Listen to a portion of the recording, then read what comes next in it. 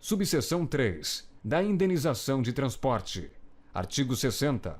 Conceder-se-á a indenização de transporte ao servidor que realizar despesas com a utilização de meio próprio de locomoção para execução de serviços externos, por força das atribuições próprias do cargo, conforme se dispuser em regulamento. Subseção 4. Do auxílio moradia. Artigo 60-A. O auxílio moradia consiste no ressarcimento de despesas comprovadamente realizadas pelo servidor com aluguel de moradia ou com meio de hospedagem administrado por empresa hoteleira, no prazo de até 2 meses após a comprovação da despesa pelo servidor. Artigo 60-B. Conceder-se-á auxílio moradia ao servidor se atendidos os seguintes requisitos. Inciso 1.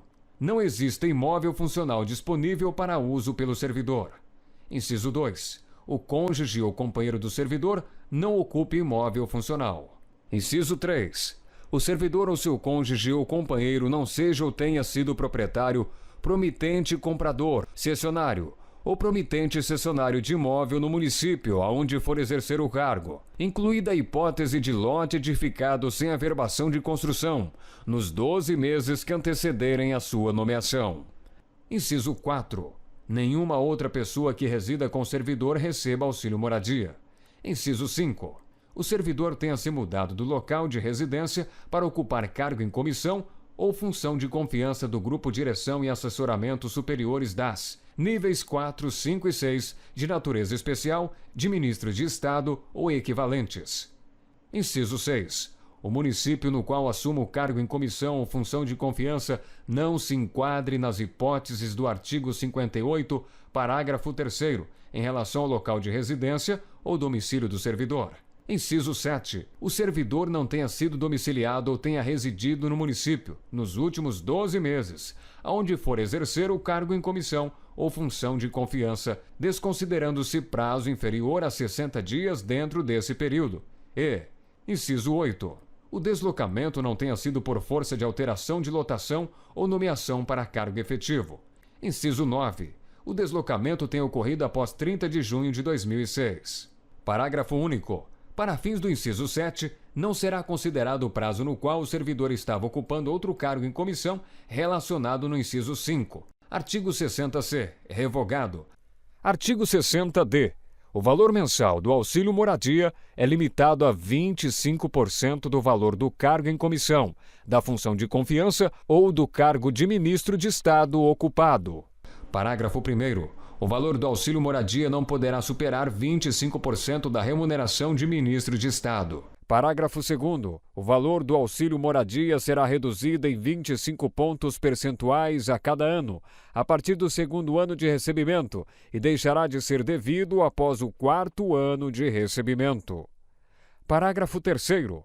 O prazo de que trata o parágrafo 2º não terá sua contagem suspensa ou interrompida na hipótese de exoneração ou mudança de cargo ou função. Parágrafo 4º. Transcorrido o prazo de 4 anos após encerrado o pagamento do auxílio moradia, o pagamento poderá ser retomado se novamente vierem a ser atendidos os requisitos do artigo 60-B. Artigo 60-E. No caso de falecimento, exoneração, colocação de imóvel funcional à disposição do servidor ou aquisição de imóvel, o auxílio moradia poderá ser mantido por 1 mês, limitado ao valor pago no mês anterior. Seção 2. Das gratificações e adicionais. Artigo 61. Além do vencimento e das vantagens previstas nesta lei, serão deferidos aos servidores as seguintes retribuições: gratificações e adicionais. Inciso 1. Retribuição pelo exercício de função de direção, chefia e assessoramento. Inciso 2. Gratificação natalina. Inciso 3. Revogado. Inciso 4. Adicional pelo exercício de atividades insalubres, perigosas ou penosas. Inciso 5. Adicional pela prestação de serviço extraordinário. Inciso 6. Adicional noturno. Inciso 7. Adicional de férias. Inciso 8. Outros relativos ao local ou à natureza do trabalho. Inciso 9. Gratificação por encargo de curso ou concurso. Subseção 1. Da retribuição pelo exercício de função de direção, chefia e assessoramento.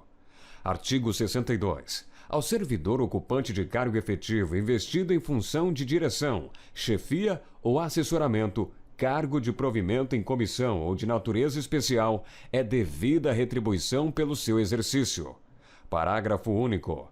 Lei específica estabelecerá a remuneração dos cargos em comissão de que trata o inciso 2 do artigo 9º. Artigo 62-A. Fica transformada em vantagem pessoal nominalmente identificada, VPNI, a incorporação da retribuição pelo exercício de função de direção, chefia ou assessoramento, cargo de provimento em comissão ou de natureza especial, a que se refere os artigos 3º e 10 da Lei nº 8.911, de 11 de julho de 1994, e o artigo 3º da Lei nº 9.624, de 2 de abril de 1998. Parágrafo único. A VPNI, de que trata o caput deste artigo, somente estará sujeita às revisões gerais de remuneração dos servidores públicos federais. Subseção 2. Da gratificação natalina. Artigo 63. A gratificação natalina corresponde a 1/12 da remuneração a que o servidor fizer jus no mês de dezembro, por mês de exercício no respectivo ano.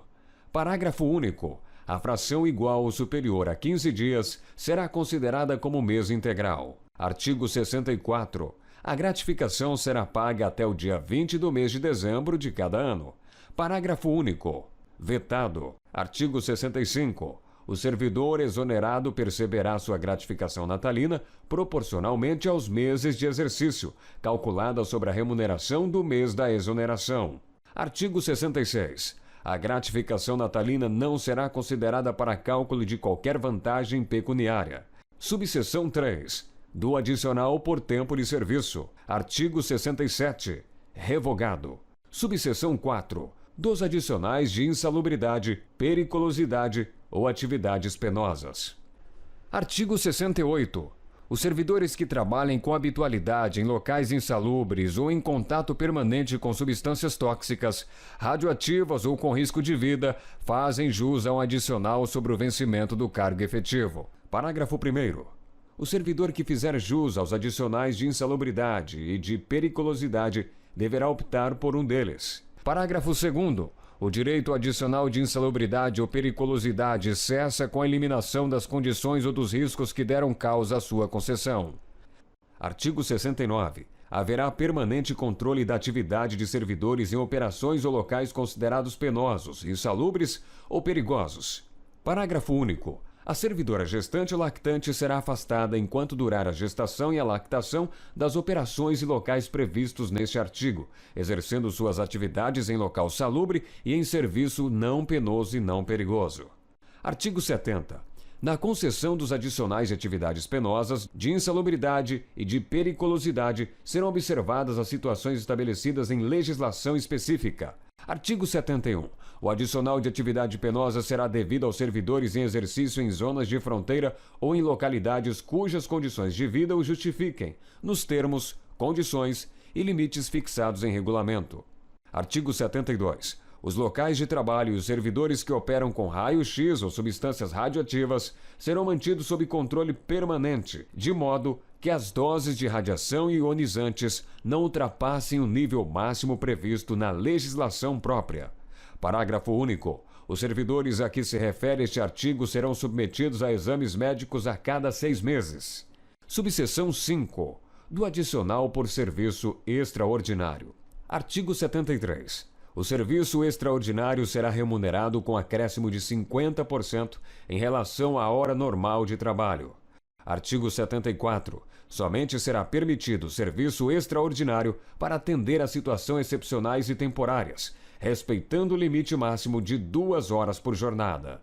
Subseção 6. Do adicional noturno.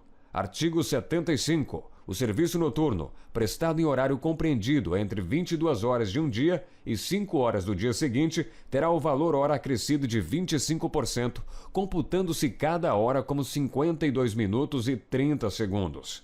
Parágrafo único. Em se tratando de serviço extraordinário, o acréscimo de que trata este artigo incidirá sobre a remuneração prevista no artigo 73. Subseção 7. Do adicional de férias. Artigo 76.